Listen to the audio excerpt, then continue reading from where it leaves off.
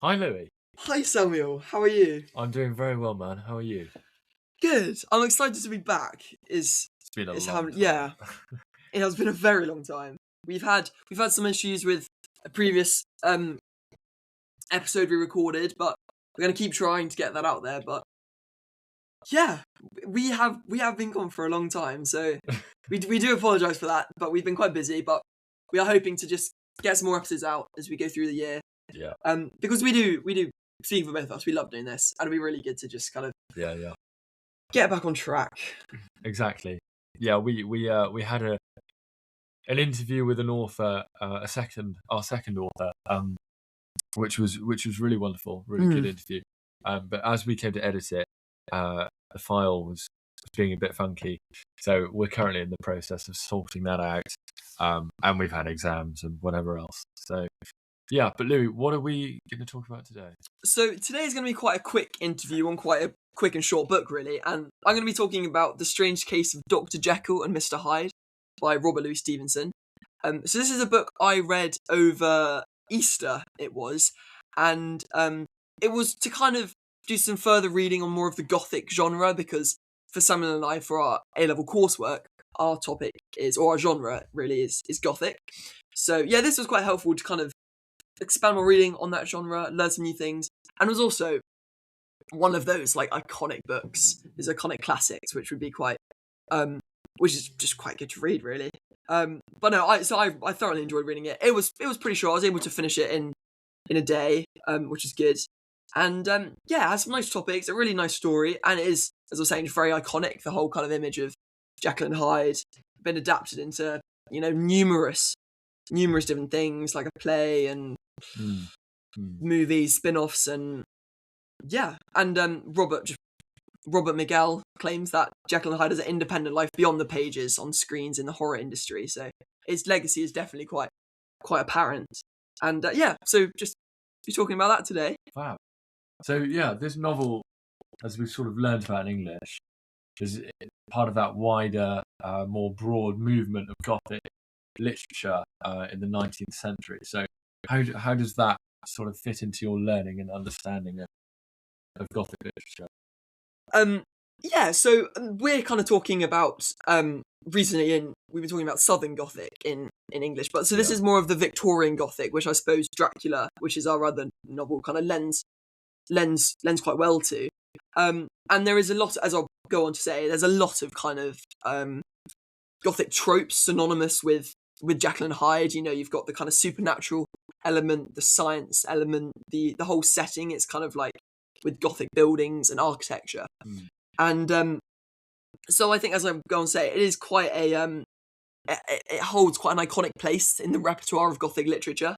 And it is, as I was saying, just quite an iconic one. So yeah, it kind of complements quite well with what Gothic means, really. Wow. So do you want to jump in? Yeah, so unlike some of our other reviews, I'm not going to do too detailed of a summary, mainly because it's quite short, but also just kind of conscious of waffling, really. But so yeah, Dr. Jekyll and Mr. Hyde is an 1885 Victorian novella by Robert Louis Stevenson, and the rough plot follows Dr. Henry Jekyll, who is a respected scientist from London, who creates a potion which leads him to switch personalities and appearance with Mr. Edward Hyde, seeing him embracing his more evil impulses in the adoption of the new alias. So this quite respectable character of Dr. Henry Jekyll, who is quite rich, well-mannered, and very intelligent and intellectual, is a doctor. He has this complete contrast when he turns into Edward Jekyll, where he sees, so at the very beginning you see Edward Jekyll trampling a little girl, which shows him really kind of leading into his evil impulses. And as the novel goes on, it's quite hard to kind of distinguish escaping that, like kind of. Anyway, I'll go on to that, really. But yeah, we see him to switch into the idea of a split personality, which within the context of the Victorian era was quite a progressive and scientific idea, which is what the novel becomes very iconic, basically, like an iconic part of the novel.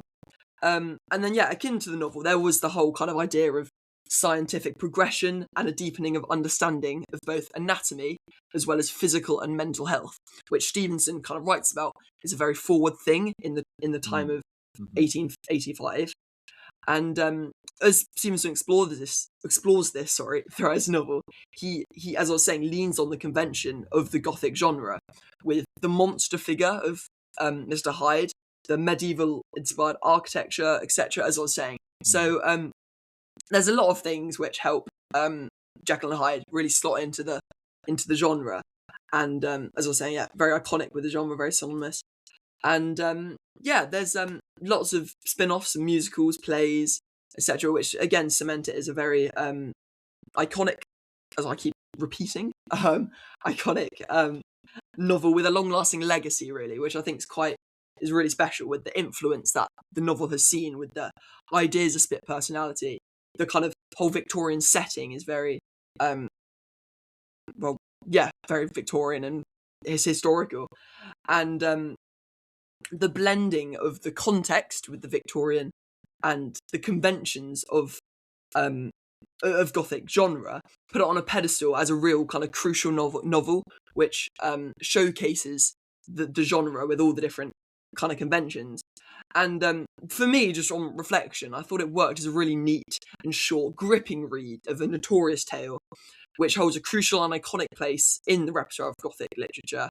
And it's very recommendable and readable. I feel the language isn't too difficult, but it's a really concise, clear story with a really interesting topic about split personality, and with these two kind of foil iconic characters, which you get quite invested in seeing where it goes. There's quite a big sense of mystery with the whole, because this character, I think it was called Enfield. Sorry, I can't remember off the top of my head. But yeah, Enfield, where he's trying to discover, he's a friend of Dr. Henry Jekyll, trying to discover who Hyde is, who he is in regards to Henry Jekyll. And there's this whole kind of mystery, almost murder mystery aspect of who Jekyll is in regards to Mr. Hyde, why Mr. Hyde trampled the little girl, why is he this monster figure. And I felt quite absorbed in that story. I thought it was really interesting following that along, and the way Stevenson writes it is really gripping. I mean, the chapters are decently short. I mean, the last one, chapter 10, is pretty long, as they kind of explain the whole story at the end. But that kind of works, is kind of, you follow the story, you pick up clues, and then at the end Stevenson just gives you the kind of the punch of what happened, how it happened, and he ties all the knots really well together. And in the end, when Dr. Jekyll dies at the end, it is quite it's quite cathartic, seeing this kind of downfall of this respectable character who, in this kind of desire to embrace his evil impulses and to be a bit more free in that regard, leads to his downfall, which is a really interesting kind of point of class as well, and what the kind of civility means for these Victorian gentlemen, really. And I think, the novel works on so many different levels, and it is one I would definitely recommend. So I was able to finish it. I was on a car journey to Manchester, so I was able to pretty much read all of it there. Really recommendable, really readable, really Gothic, really. So if you want to kind of explore the genre, I think this is a really great gateway into learning about the whole supernatural, the architectural, the medieval inspired conventions which are synonymous with the genre. And I think for me, with the whole kind of study of, so we didn't really mention, but Dracula and Beloved for our A-level coursework, just being able to expand to learn about what the Gothic genre is, what it shows, is really helpful to kind of feed into the novels. So if you're at school and you're learning of a genre, just doing more wider reading is something I would really recommend. But even for your own pleasure, if there's a genre you like I'm quite big into sci-fi, and I a few months ago finished listening to The War of the Worlds. So just kind of learning about more of what your genre that you're kind of interested in kind of lends itself to in other regards, helps just kind of widen your scope of what literature can show and what literature can be in different interpretations. And for me, I think this was kind of a big takeaway from reading Jekyll and Hyde, was what it showed as a Gothic genre. And for me, that was really, really interesting. No, that's brilliant. So, as we've been studying Dracula, as you mentioned, the way that the book is written, Dracula's written, is almost as if the reader is the detective as well as the characters within the book. Do you get a similar feeling from this novel, or is it slightly different? Yeah, no, I think we do. I don't know if it's as clear cut as Dracula because the way the way Stoker presents the different letters and excerpts from newspapers and journal entries, I think that does really, in a really creative and exciting way, offer you kind of the material to make your own decisions, connect the dots. I don't know. I wouldn't say that Stevenson does that in the same way, but you are kind of put alongside Enfield as he goes through learning about as he explains who Jekyll is to him and his discovery of who Mr. Hyde is and the way that kind of escalates. So not in the same way, but I still think that Stevenson makes that apparent is the kind of thrill and the excitement of connecting the dots, learning along with him, where I think Dracula kind of leaves it up to you to make your own opinion and then see what, like, you know, Mina and Van Helsing think as well. Okay. But I think, yeah, you're kind of alongside Enfield and the other characters as they work out the whole situation. But I still think that works as a real kind of mystery and discovery that I think grips the readers really. And I still think it kind of has that effect even like all these years on. Yeah. And within your own coursework and your writing, obviously we haven't properly started yet writing our essays. But do you think, as you've read this for Gothic context, for Victorian context, how has that helped you in your understanding of Gothic? I think just like generally, sorry. It just kind of it kind of broadens my landscape of what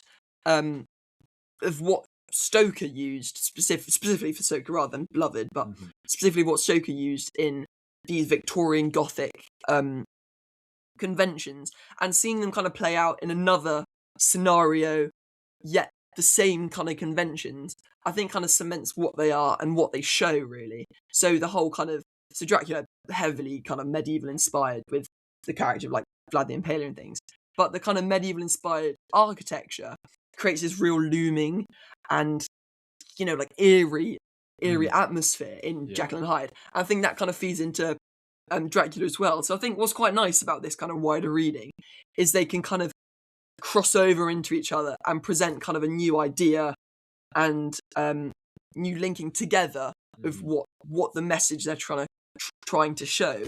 And I think, as I was kind of saying earlier, that is kind of a big part of what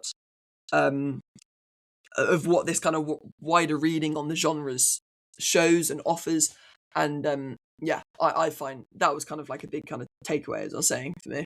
Oh, brilliant, man. So just as we wrap up, what are you reading at the moment? Ooh, so I've been reading basically Huckleberry Finn since October. I am very slow on it at the moment, but I had quite a lot of motivation in October and November to kind of make some good progress. But then right now I'm just at a bit of a standstill, but I want to keep reading Huckleberry Finn. So it's a really fun book. And I'm also weaving in and out. I'm hoping to read some more plays, so I've got art that I'm hoping to read, as well as what is on my list? I hope to read Mice and Men as well, actually, because I know you're reading Steinbeck at the moment. I hope to read Mice and Men as a kind of another blind spot for me, because it sounds quite interesting. But yeah, right now I just want to kind of get Huckleberry Finn done, and yeah, again, hopefully do some more wider reading on these genres, really. But what about you? Well, I've sort of taken a different approach, and I just want to read something that's just pleasing, that's enjoyable, that's got a little bit of complexity to it. And yeah, I read of Mice and Men when I was 13. So I thought I'd try Steinbeck again. So I've been reading East of Eden. So I think I'm about a quarter way through that. That's been really, really good. Super easy read.